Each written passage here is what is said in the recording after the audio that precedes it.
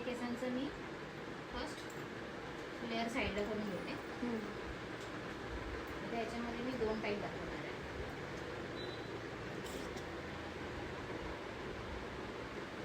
एकदा hard spray use करून दाखवणार आणि एकदा विदाउट हार्ड स्प्रे करून दाखवणार. ठीक आहे. त्याला मी हार्ड स्प्रे मारते पहिला. जेव्हा तू हार्ड स्प्रे यूज करतेस ना तेव्हा तुझी ही जी कर्ल्सची बॉन्ड आहे, जी होल्ड आहे ती खूप जास्त वेळ राहणार.